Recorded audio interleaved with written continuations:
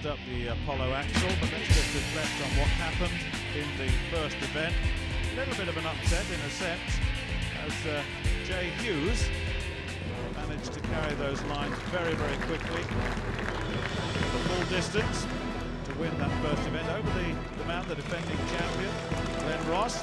Let's see how they go in the second event. And there it is, the Apollo axle. Once again, Gary, a little bit of explanation. Yeah, this is a fixed axle bar. Starting weight is 147 kilo, around about 325 pounds. They have to lift it overhead and hold it till the referee gives the down signal. Well, they go in reverse order now, as Jay Hughes, having won the first event, will go last. Simon Morton will go first. It's 147.5 kilograms. He's got to get this, as you heard, above his head. He's got it onto the shoulders now. They have to reset the arms now to get hold of the bar, and then they push with the legs and try to hold it overhead. 147 kilo is a lot of weight to start with, and as you can see, it's very, very awkward because the bar doesn't turn like a normal Olympic bar. Well, they've got 2 lifts, 2 attempts allowed per weight. Come on. Now then, little jerk required. I don't think it's going to work. No, he's failed that. Yeah, it's a very difficult thing, and I think some of them start passing out because the bar gets into the neck. Very, very hard. He'll have a second attempt now. But Simon is not doing very well. He did very well last year, and is struggling a little this year. Reverse grip on that bar to get it up. That is the difficult part, the cleaning it up to the shoulders. I mean, that's he said, no, I can't do it. That was obvious to your eye. So he's gone at 147.5. Have a look again at this. Didn't quite get it at all, did he? No, quite surprisingly, because Simon is quite short, and this kind of event normally suits guys like Simon. Well, Mike Williams is next up. He's the second to go. And let's hear his thoughts on the competition. On the first day, I think the Apollo is going to be a bit of a problem. I think that's probably my worst event. I did injure my arm 3 weeks ago. Completely detached my right bicep. So obviously a little bit of a disadvantage there, but I'm hoping it won't hold me back too much. Well, a little bit of a disadvantage. I would say that would be a huge disadvantage, and you've seen the problem. It's 147.5. It's the starting weight, and you may well have problems with this.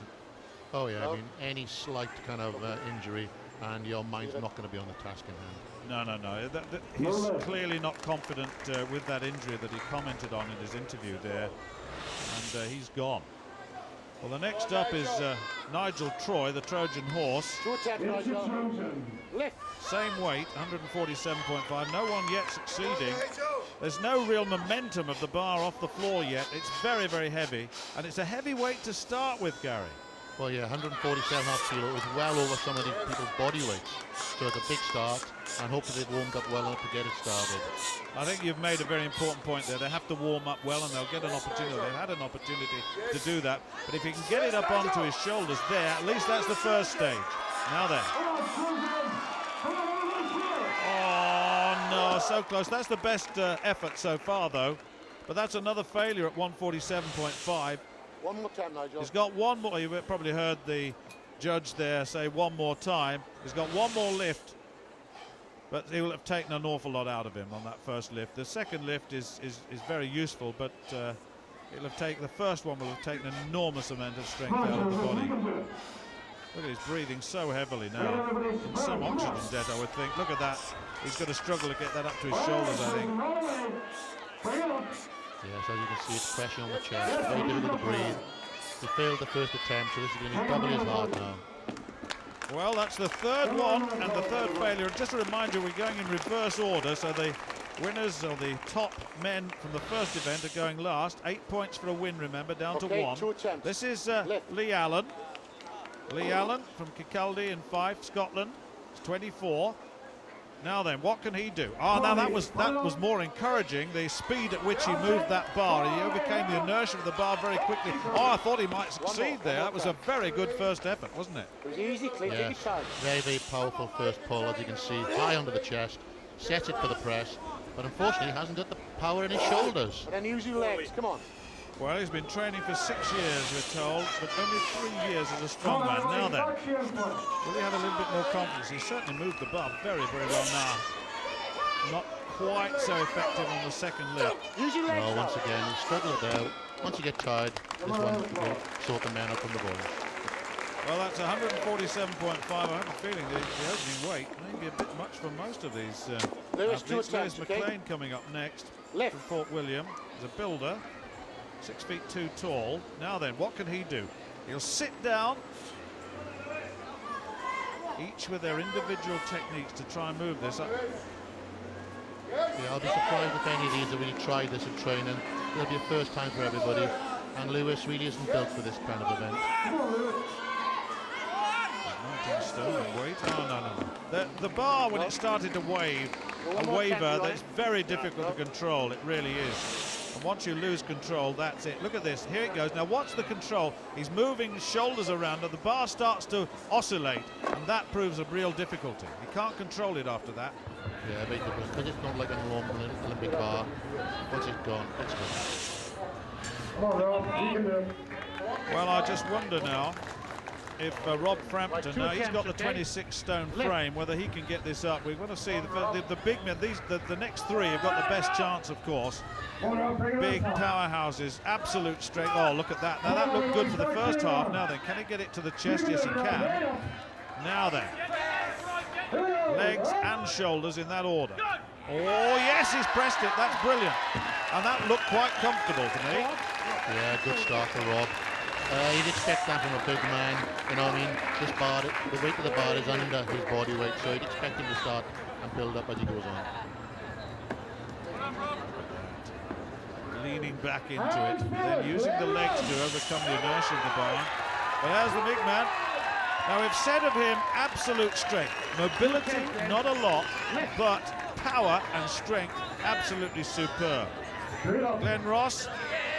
Look at that, that looked pretty comfortable. Can't see much of a problem here. Look at that, that's a press, that wasn't even a jerk, that was a straight military press off the top. Yeah, as you can see Glenn obviously has the technique off the tee here. He gets the bar high on the first pull, sets on the shoulders, and then uses that immense shoulder strength to press the bar home. So he's home at 147.5 kilograms. That looked very comfortable indeed. So two have cleared or have achieved this. Rob Frampton, Glenn Ross. Jay Hughes, of course, won the first event. He got 8 points from that. Now then, what can he do here? Can he get a successful lift here as well to stay in contention? You can hear the support being shouted from the crowd. He's got a great physique and a lot of athleticism in this body. There really is, and that's a terrific lift too. Yes, indeed. So three men at 147.5. Yeah, good lift from Jade. He gets the bar up quite high to the way, and sets himself, and then uses immense shoulder power to drive it home. I think he lost a bit of balance, but a safe lift. Yeah, a little bit wavery at the top. However, I have a feeling that may well be the most he'll handle, but we'll see. Not necessarily so. Now Rob Frampton coming in for his second attempt, and this is 152.5 kilograms. He's achieved 147.5, just to remind you of that. Remember, 2 attempts, if he's unsuccessful at the first, the second attempt is not always that helpful because the recovery not there, but that's good, he's done that, that's 152.5, so he's gone into the lead with Glenn Ross and Jay Hughes to come. Look at that again. Yeah, good lift. I'm expecting big things from Rob. This is his kind of event. Now then, Jay, what can you do here? Jay, 2 attempts, sir. Left. That's a good start from Jay. Gets the bar high. He's now going to get it up onto his chest. Leaning back. Well, that's good, isn't it? That's a very, very good start. Now then. This is the difficult bit.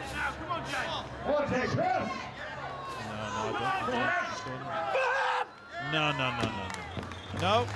So Jay will have a 147.5 kilogram lift. He's failed at 152.5. He's got a second attempt, but I think on the evidence of the first, that will be very, very difficult indeed. Yeah, once you burned out on the first one, the energy's gone. It's doubly difficult. As you can see, he's breathing very hard. Yep, so he's gone down, and he will be in third place on this occasion. Well, at the moment he will be, if the other two are successful, that is. Now, interesting enough, Glenn Ross has passed at 152.5. So we've got Rob Frampton coming in now at 157.5. So a little bit of tactical play here by the defending champion. So Rob Frampton then. Now, what can he do here? Can he put pressure on the big man by succeeding here? Keeps his balance, waits till it's still, looks for the press, he's got a bit to go. Yes, he's done it, and that was terrific. A lot of effort there. Thought at one stage he'd stalled, but he got the second wind and away he went. So that has put the pressure on, but he's had one more lift than Glenn Ross with having passed, and Ross will now come in at his attempt at 157.5. There it is, he's achieved 147.5. Now then, can he equal first place with this lift? On the evidence of his performance at 147.5, I would think that's very possible. He's a big power lifter as well, is Glenn. We'll talk a little bit more about that in a moment, but look at that. His bench press, his military press, incredibly powerful. Oh yes, Glenn has got one of the strongest shoulders in the world, and he's proven that today. Now then, that's the way he controls it. He gets it up onto the shoulders. That's phase one. Leans back, then extends, brings the chest and head forward. That is terrific. Well, we've actually now we understand Rob Frampton has pulled out now, and Rob Frampton's decided that's his lot at 157.5, and Glenn has passed at 162.5 and has gone on to 167.5. So a little bit of showmanship here. This will be a tough one though for him. Yeah, I think Glenn is trying to show that 167 is the world standard, and it's done in the big Arnold Classic competition in America. He's trying to prove to the crowd that he can do it. Oh yes, oh yes. There's your champion. Glenn Ross has won this one from Rob Frampton and Jay Hughes. They're the first three. What a powerhouse this man is. Let's just have another look at this. Sheer, unadulterated power. Let's hear what he's got to say. Congratulations. Didn't go for the world record though. No, I was hoping big Rob Frampton might push me a wee bit to maybe go for that, but at the end of the day, we went for the Arnold weight, which is 167. It was enough to get the win. Still a long competition, so I think 167 sent the message out to everybody because it couldn't up easy, felt good, and I'm still on form. Well, it still is, that's right. Glenn Ross, look at that, 3 lifts. Best 167.5 from Rob Frampton and Jay Hughes. 8, 7 and 6, those 3, the rest get 0. Now then, what's that done to the overall after 2 events? Glenn Ross in the lead now, 15 points from Rob Frampton, 14. Jay Hughes with 13 in third place.